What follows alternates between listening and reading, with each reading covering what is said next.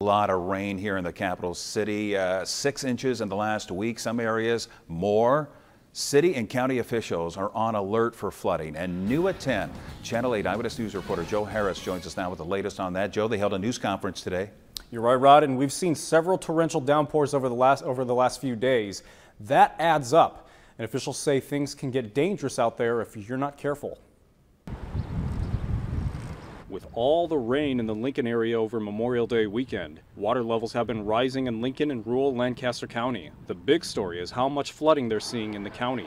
At this time, Salt Creek is in flood stage at Roca, and then as well as at Greenwood. In addition to that, we also have Stevens Creek coming in very high. Engineer Pam Dingman says they started seeing water levels rise around 4 o'clock Tuesday morning. She says the ground is so saturated right now that the soil is more of a liquid in some areas, which is causing pipe culverts to fail. Some county roads are starting to erode in those spots. Given the pipe failures we're having, there may be water over the road and there may not be road under that water anymore, and that remains our primary concern.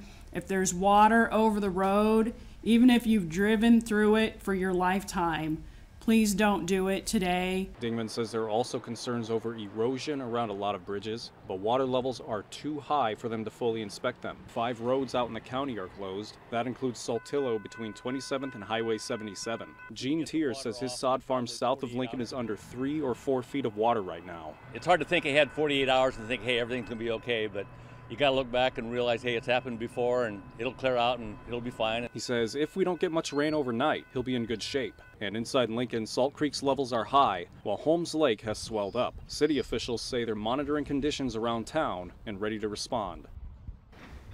Now, the National Weather Service says at 8 this morning, Salt Creek was flowing at around nearly 15 feet. They say tonight water levels may rise to around 18 feet.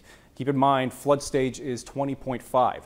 If you're looking for updates on water levels or street closings, we have both those linked on our site, klkntv.com. Just click on this story.